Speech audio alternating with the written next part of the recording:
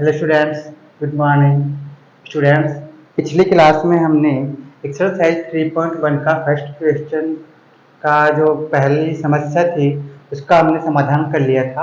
अब हम first question के अंदर ही एक दूसरी समस्या आपके पास में है जिसे आपको रैखिक समीकरण की सहायता से सॉल्व करना है। अब देखिए क्या समस्या है।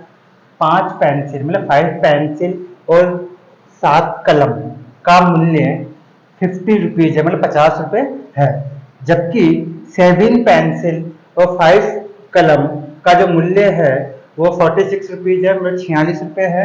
तो अब आपको एक पेंसिल और एक कलम का मूल्य ज्ञात करना है। मान लीजिए स्टूडेंट्स, एक बार मैं मार्केट गया और मैंने फर्स्ट टाइम पहले दिन 5 तो मैंने पेंसिल खरीदी, 5 पेंसिल और 7 पेन खरीद लिए और टोटल मैंने 50 रुपये आज शॉपकीपर को देके आ गया। मैंने उससे ये नहीं पूछा कि एक पेंसिल का मूल्य कितना है और एक पेन का मूल्य कितना, मैं अलग अलग किसी की भी कॉस्ट नहीं पूछी, ठीक है। फिर अगले दिन मैं गया और अगले दिन जाकर के मैंने ये कहा कि 7 तो अब मेरे को पेंसिल चाहिए और 5 मुझे पेन चाहिए, टोटल कितने रुपए हो गए? तो 46 रुपीज। उसने कहा कि 46 रुपीज आपके हो गए, आप 46 रुपीज पे कर दीजिए। मैं 46 रुपीज उनको पे कर दिए शॉपकीपर को और मैं अपने घर पे आ गया। अब आपको ये बताना है कि मेरे एक पेन की प्राइस, एक पेन की कॉस्ट कितनी है और एक पेंसिल की कॉस्ट कितनी है। अब ये एक समस्या है, मैंने आपको ये जो समस्या आपके सामने है, ठीक है। 5 pencil and 7 pens together cost 50 rupees, whereas 7 pencils and 5 pen together cost 46। Find the cost of 1 pencil and that of 1 pen, ठीक है। अब एक पेन और एक पेंसिल कॉस्ट याद करनी है, ठीक है। अब देखिए कैसे सोल्व करते हैं हम। रैखिक समीकरण की सहायता से हम कहेंगे माना, ठीक है। पहले हम जो चीज आपको ज्ञात करनी है उसको हम एक्स और वाई मान लेते हैं। तो आपको क्या ज्ञात करना है? इसमें एक पेंसिल और एक कलम का मूल्य ज्ञात करना है, ठीक है। यहाँ पे 2 आइटम है, एक पेंसिल है और एक पेन है। तो लिखेंगे माना एक पेंसिल, जो एक पेंसिल है उसका मूल्य मतलब cost of 1 pencil equal to है एक्स रुपये, तथा एक पेन का मूल्य, एक जो पेन है उसका मूल्य हमने मान लिया वाई रुपीज। हमने मान लिया कि माना अभी एक पेंसिल का मूल्य एक्स रुपये है जबकि एक पेन का मूल्य वाई रुपीज है। अब हम क्या करेंगे? फर्स्ट कंडीशन देखेंगे, पहली कंडीशन में क्या है। फर्स्ट कंडीशन आपने दे रखी है, उसमें दिया गया है 5 पेंसिल और 7 कलम का मूल्य 50 रुपये है, मतलब 5 तो पेंसिल और 7 पेन है, ठीक है। देंगे पहली शर्त के अनुसार, जैसा कि मैंने आपको बताया था, इसमें 2 सेंटेंस होते हैं। पहले सेंटेंस से पहला समीकरण तैयार होगा जबकि दूसरे सेंटेंस से दूसरा समीकरण तैयार होगा। यहाँ पर दोनों में आपस में कोई संबंध नहीं है, लेकिन पहली शर्त के अनुसार अकॉर्डिंग टू फर्स्ट कंडीशन अनुसार, ठीक है। आपको क्या दिया गया है? 5 पेंसिल, 5 तो क्या है? पेंसिल, 5 पेंसिल का मूल्य, एक तो 5 पेंसिल का मूल्य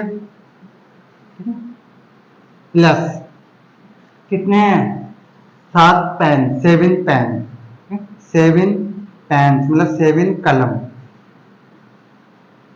का मूल्य इक्वल टू है 50 रुपीज, मतलब 50 रुपये। 5 पेंसिल का मूल्य और 7 कलम का मूल्य ऐड करने पर आपको 50 रुपीज प्राप्त होते हैं, मतलब पे करने होते हैं, ठीक है। इसका अर्थ क्या हुआ? हमने एक पेंसिल का मूल्य कितने रुपए माना है? एक्स रुपये। क्योंकि एक पेंसिल का मूल्य एक्स रुपये है इसलिए 5 पेंसिल का मूल्य कितना हो जाएगा? 5x हो गया, 5x, ठीक है। प्लस अब एक कलम का मूल्य हमने क्या मान रखा? Y rupees. तो 7 कलम का मूल्य कितना हो जाएगा? आपने 7 कलम लिए, 7 पेन आपके पास में, 7 तो हो गया 7y, ठीक है। तो 5x plus 7y is equal to 50। ये आपका फर्स्ट समीकरण तैयार हो गया इस तरीके से। कोई दिक्कत है इसमें? समझ में आया पहला समीकरण? ठीक है। अब लिखेंगे दूसरी शर्त के अनुसार, यहीं कर देते हैं हम, ठीक है, समझ में आसानी रहेगी। मैं लिखा दूसरी शर्त के अनुसार, दूसरी जो कंडीशन है उसके अनुसार क्या दिया गया आपको? इसमें दिया गया दूसरी कंडीशन में जबकि 7 पेंसिल और 5 कलम का मूल्य 46 रुपीज है। अब दोबारा जब हम गए तो हमने पेंसिल तो खरीदी 7 और पेन कितने लिया मैंने? 5। ठीक है, तो लिखेंगे 7 पेंसिल का मूल्य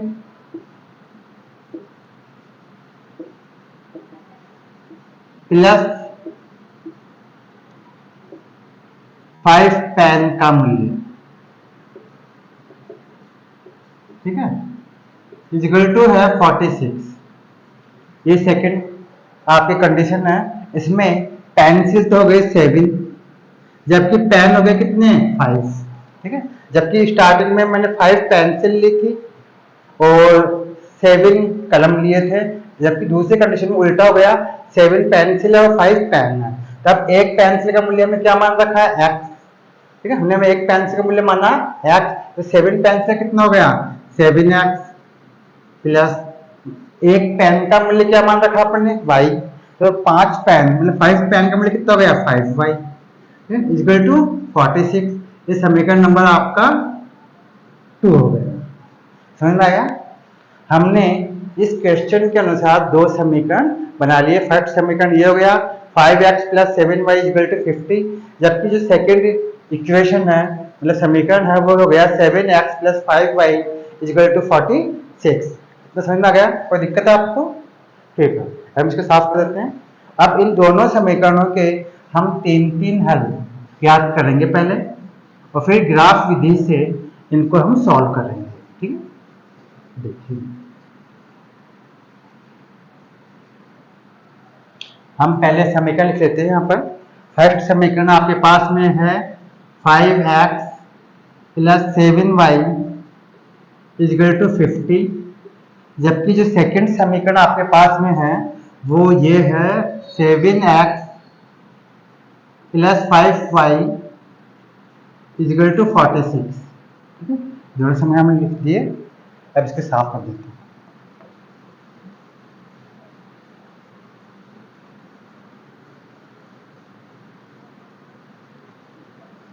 देखिए मैंने आपको ये कहा था कि पहले हम समीकरण को या तो x के रूप में कर लेते हैं या फिर y के रूप में कर लेते हैं। ठीक है, तो इसका अर्थ ये हुआ कि आपको बाएं पक्ष मतलब LHS की साइड में या तो x वेरिएबल को अकेला करना है या फिर y वेरिएबल को अकेला करना। एक चर आपको बाएं पक्ष में रखना, बाकी जितने भी मतलब आपके पास अंक है या कोई चर मान है सबको राइट साइड आपको लेके जाना है।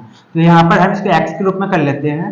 जैसे हो जाएगा 5x equal to 50 minus 7y। अब x के रूप में करना 5 को बैठाना पड़ेगा आपको, तो लिखेंगे x equal to 50 minus 7y upon 5। ठीक है, ये x के रूप में आपका समीकरण हो गया।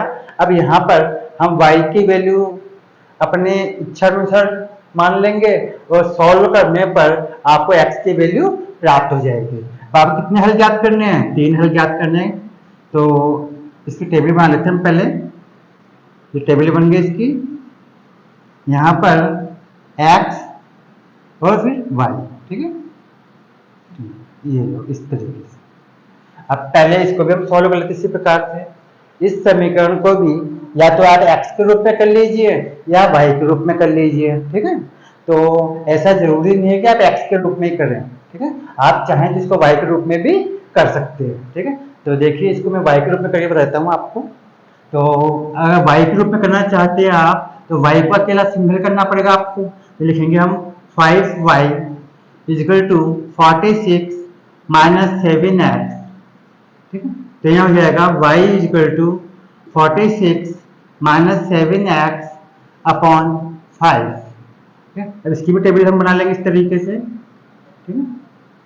अब इसको मैंने y के रूप में इसलिए लिखा ताकि आपके मन में एक सवाल उठ रहा होगा कि भैया आपने सर इसके अंदर y के रूप में किया है तो क्या ऊपर पहले y आएगा क्या?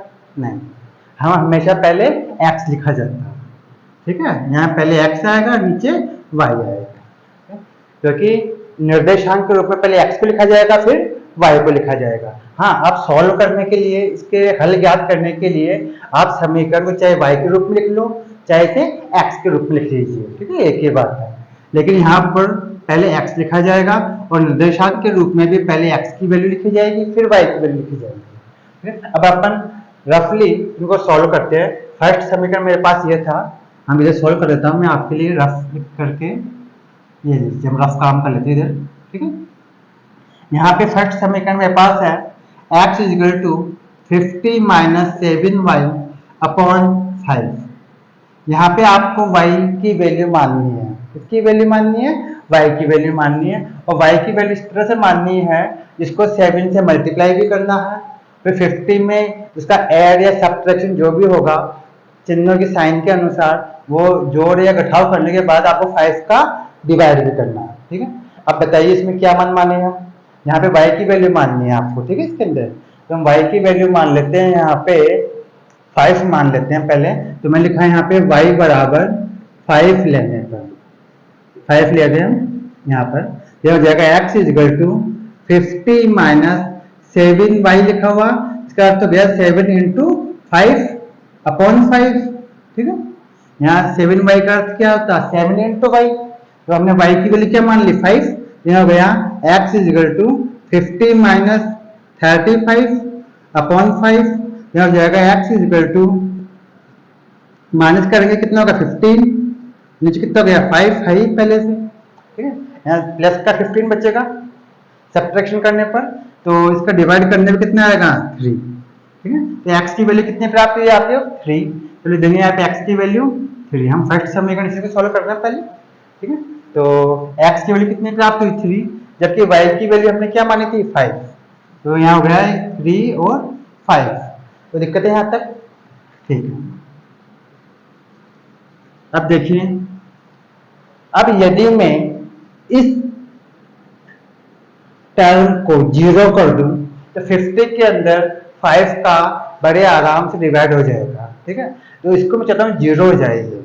तो इसको 0 करने के लिए हम क्या करते हैं? y की वैल्यू ही 0 मान लेते हैं, y का मान हम 0 मान लेते हैं, तो 7 इंटू 0 करने क्या होगा? 0 हो जाएगा, और 50 में आराम से डिवाइड हो जाएगा 5 का। लिखेंगे y इक्वल टू 0 लेने पर।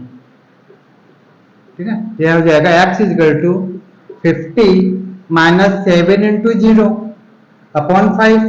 यह हो जाएगा x is equal to 50 upon 5। तो यहाँ डिवाइड करने में कितना जाएगा? x is equal to 10। ठीक है, x का मान कितना प्राप्त हुआ? 10। तो यहाँ लिख देंगे x का मान 10 प्राप्त हुआ आपको, जबकि y का मान हमने क्या लिया था? 0। ठीक है, यहाँ गया 0। ठीक है, समझ आ गया? ठीक है, अब एक वैल्यू और ज्ञात कर लेते हैं। अब देखिए, अब एक मान आपको और लेना है। ठीक है, अब देखिए यहाँ पे डिवाइड करने के लिए ऐसी संख्या लेनी है जिसको यहाँ से मल्टीप्लाई करके सब ऐड या सब्ट्रैक्शन करने पे 5 का डिवाइड हो जाए। तो हम यहाँ ले लेते हैं 10 ले लेते हैं। ठीक है, तो 10 लेने से 70 हो जाएगा, तो 70 में से 50 माइनस होने पे 20 बचेगा, 20 में 5 का डिवाइड आसानी से हो जाएगा। ठीक है, तो x is equal to 50 minus 7 into 10, मतलब y इक्वल क्या लिया? 10 लिया। ठीक है, अपॉन 5, तो जाएगा x is equal to 50 minus 70 sorry 70 हो गई, आपके सही रही थी इसको, 70 अपॉन 5। यहाँ हो गया x is equal to minus 20 upon 5। तो x की वैल्यू कितनी प्राप्त हो गई आपको? माइनस का 4। कितना प्राप्त हुआ? माइनस 4। ये x की वैल्यू देंगे, x के सामने माइनस 4, और y की वैल्यू में क्या मानी थी? 10। ठीक है, हो गए, इसके 3 हल हो गए। ठीक है, अब इनका हम नामकरण कर लेते हैं पहले। तो हम पहले a बिंदु के जो निर्देशांक होंगे इसको हम क्या नाम देंगे, सॉरी क्या निर्देशांक होंगे ए बिंदु के, तो लिखेंगे 3,5। ध्यान रखना, पहले x की वैल्यू लिखी जाएगी, उसके बाद y की वैल्यू लिखी जाएगी, ठीक है। अब b बिंदु है, तो b बिंदु के जो निर्देशांक होंगे, जिसके कोऑर्डिनेट होंगे, वो क्या होंगे, तो आप कहेंगे 10,0, ठीक है। अब c बिंदु जो है, c बिंदु के जो निर्देशांक है वो क्या होंगे, आप कहेंगे -4,10, ठीक है। इस तरह से ये a, b और c हमने नाम दे दिया, इस तरह से नामकरण कर दिया। ये फर्स्ट बिंदु के निर्देशांक थे, इनमें पहले x का मान लिखेंगे और फिर y का मान लिखेंगे, ठीक है। तो ये b बिंदु के निर्देशांक हो गए इस तरीके से, और ये c बिंदु के निर्देशांक हो गए। जब भी आप किसी समीकरण के हल को निर्देशांक के रूप में लिखे, तो सबसे पहले x का मान, उसके बाद y का मान, ये निर्देशांक x, y के रूप में लिखे जाते हैं, ठीक है। अब हम आते हैं सेकंड समीकरण, ना कोई दिक्कत है इसमें। अब देखिए सेकंड समीकरण मेरे पास में है y = 46 - 7x अपॉन 5, ठीक है। अब देखिए इसमें हम x की वैल्यू अपने मन से इच्छा अनुसार मान लेंगे, और सॉल्व करने पर आपको y की वैल्यू प्राप्त होगी, ठीक है। तो x की वैल्यू हम यहाँ मान लेते हैं, पहले -2 मान लेते हैं। तो हमने लिखा है x = -2 लेने पर, -2 ले रहा हूं मैं यहाँ पर, क्योंकि यहाँ पे 14 हो जाएगा प्लस का, और प्लस का 40 इसमें ऐड होगा, तो आपके इसके अंदर 60 हो जाएगा। 60 में आराम से 5 का डिवाइड हो जाएगा, ठीक है। इसलिए तो y यहाँ हो गया 46 - 7 इंटू -2 अपॉन 5, यहाँ जगह y = 46 और यहाँ जगह प्लस का 14, क्योंकि माइनस का 7 है और माइनस का 2 है, इसलिए प्लस का 14 हो जाएगा। यहाँ 5 इन दोनों में ऐड होगा, ऐड करने पे कितना प्राप्त हो जाएगा आपको, 60। तो 60 अपॉन 5, तो डिवाइड करने पे कितना हो जाएगा, 12, ठीक है। तो यहाँ पे x की वैल्यू क्या थी, -2, जबकि y की वैल्यू कितनी प्राप्त हुई है आपको, 12, ठीक है। 12 प्राप्त हुई है आपको, कोई दिक्कत है यहाँ तक, ठीक है। अब देखिए आगे एक और मान लेते हैं हम इसके अंदर,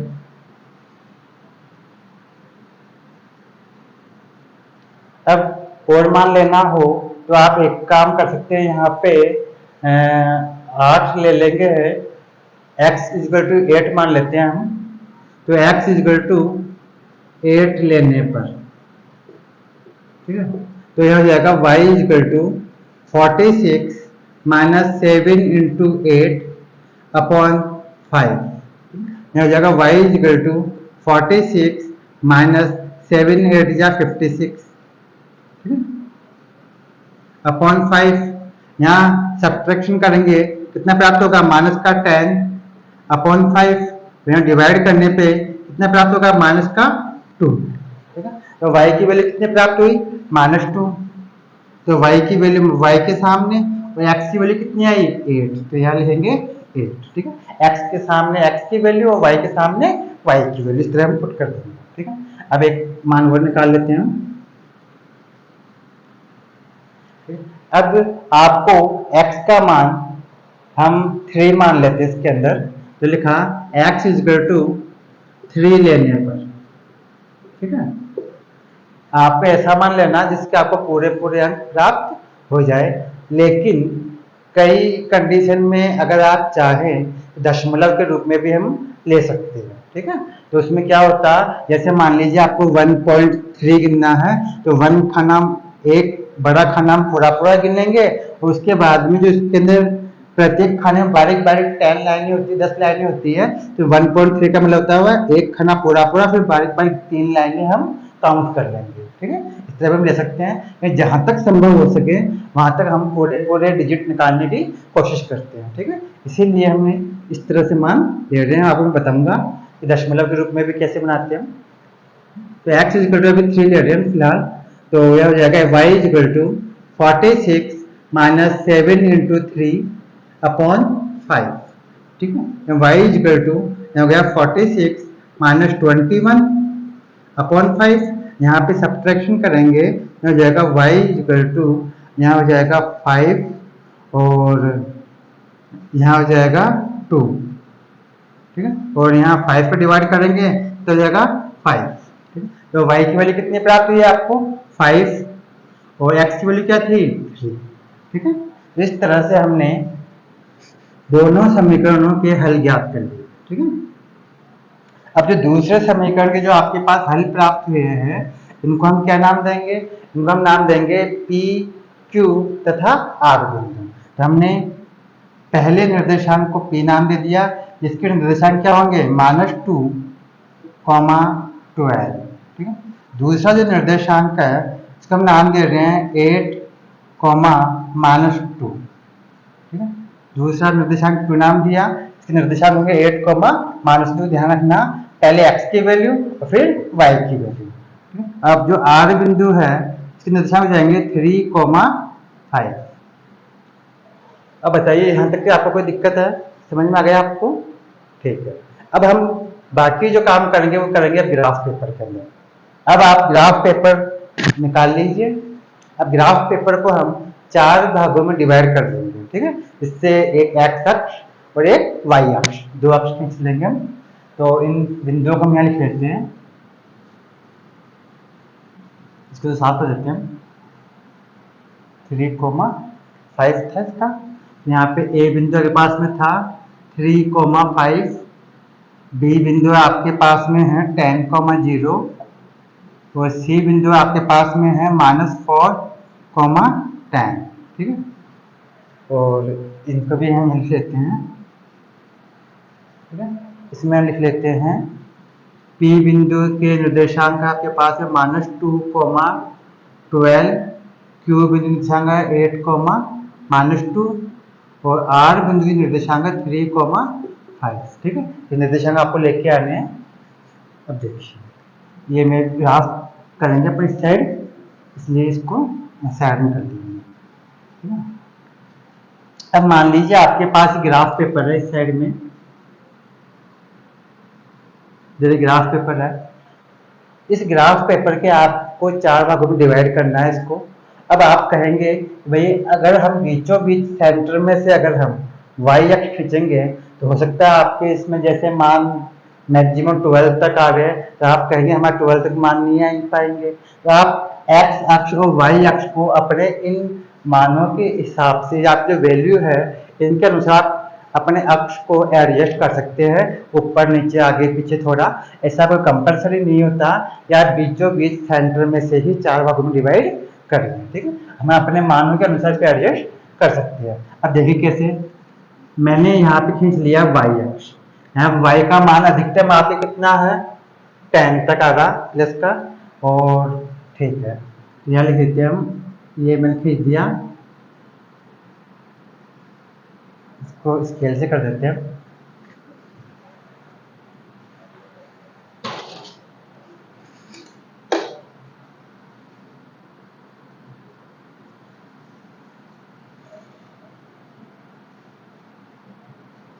ये हमारा y अक्ष हो गया, ठीक है।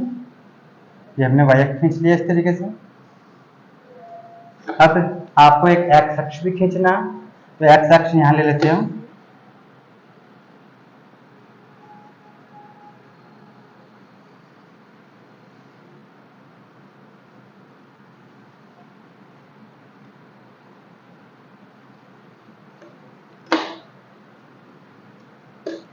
आप भी बना लीजिए इस तरीके से ग्राफ पेपर के अंदर, सॉरी।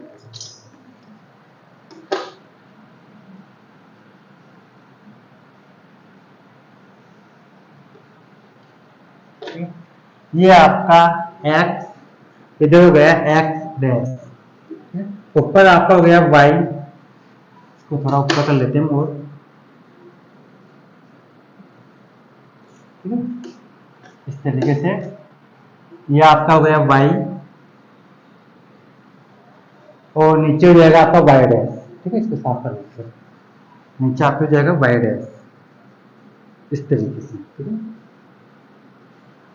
अब ये आपका हो गया मूल बिंदु, 0।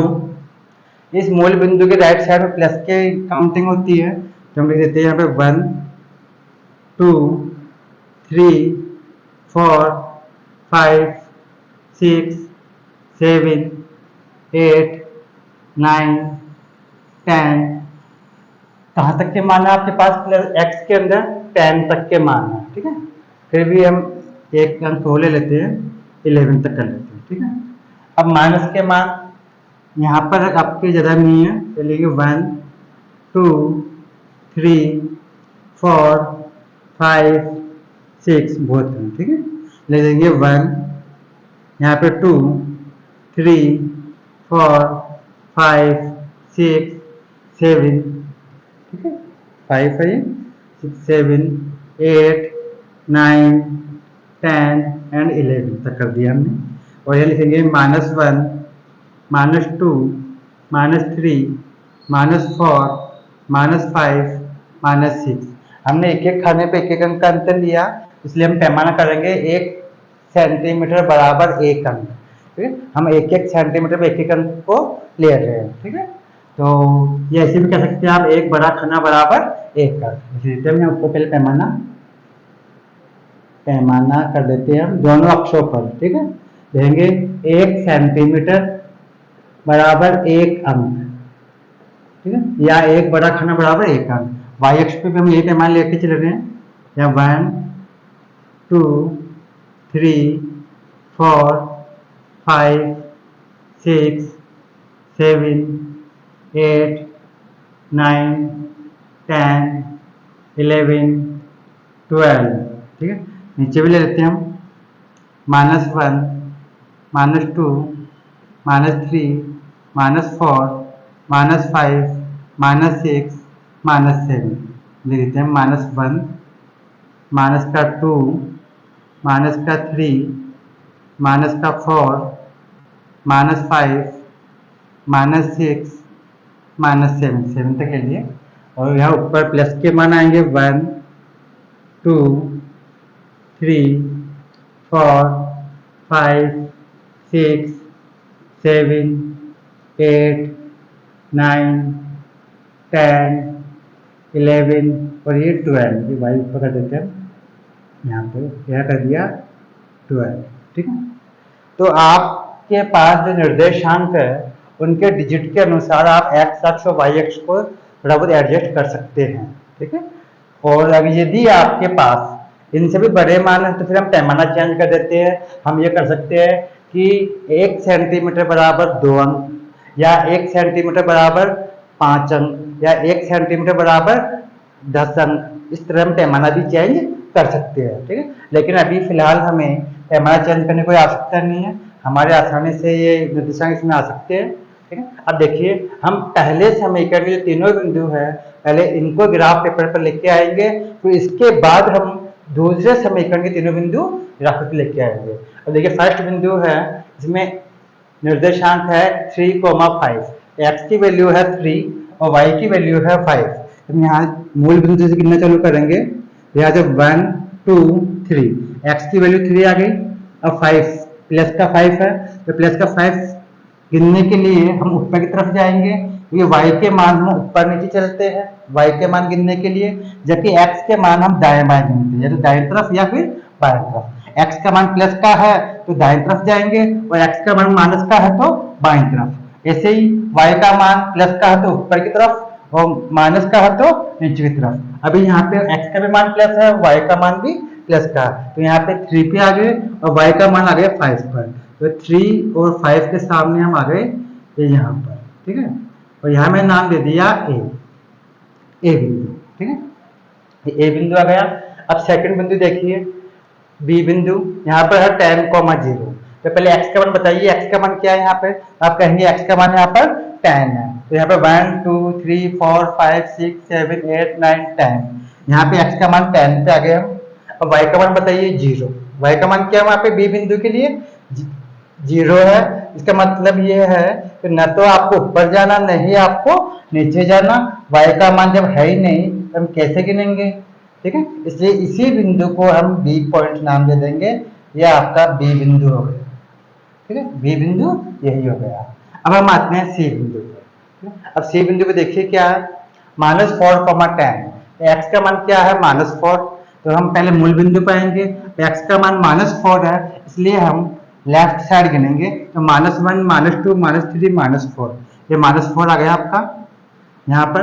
अब y का मान क्या है, प्लस का 10। तो हम ऊपर की तरफ जाएंगे, यहाँ से 1 2 3 4 5 6 7 8 9 10। 10 के सामने जो डार्क लाइन है यह लिख देंगे हम सी। ये आपका सी बिंदु आ गया, ठीक है, ये आपका सी पॉइंट आ गया। अब ये तीनों पॉइंट आपके एक सिद्ध में आ जाने चाहिए, ठीक है। अब देखिए इनको हम मिला देते हैं स्केल रख करके।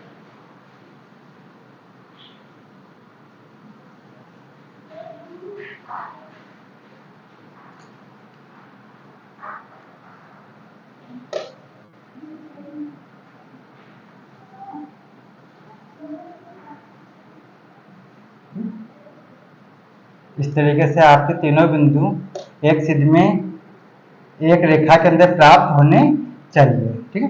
तीनों बिंदु आप एक सीधी रेखा में प्राप्त हो जाएंगे इस तरीके से।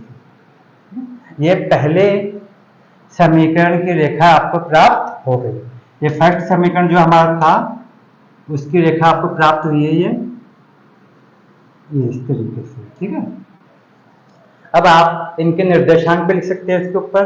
तो जैसे ए बिंदु था, ए बिंदु के निर्देशांक क्या थे, 3,5, तो लिखेंगे 3,5।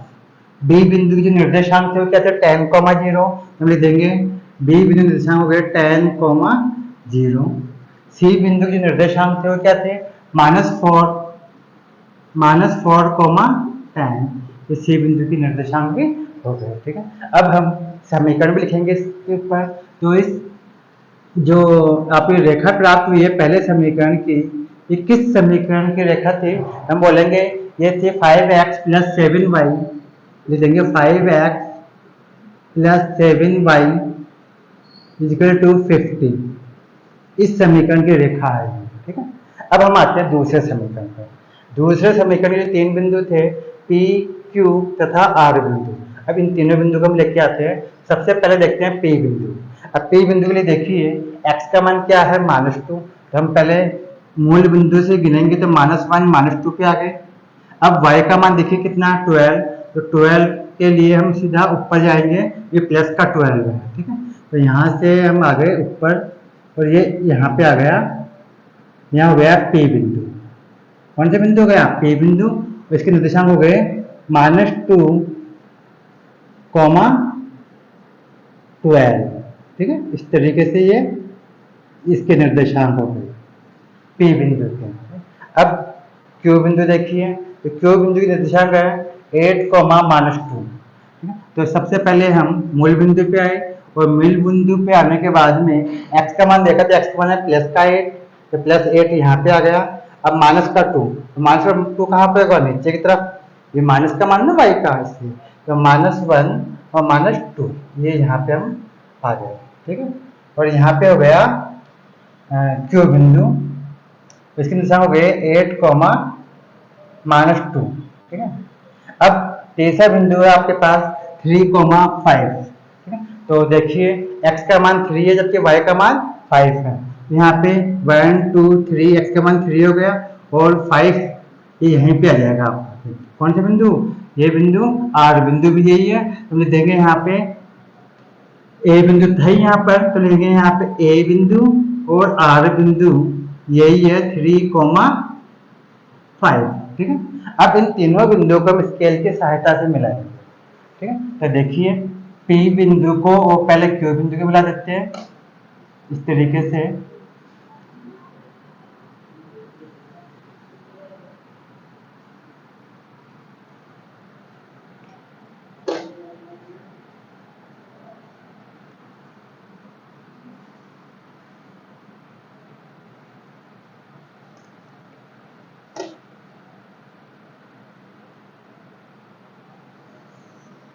इस तरीके से हमने ये तीनों बिंदु आपस में मिला दिए। यहाँ पे Q बिंदु था, ठीक है।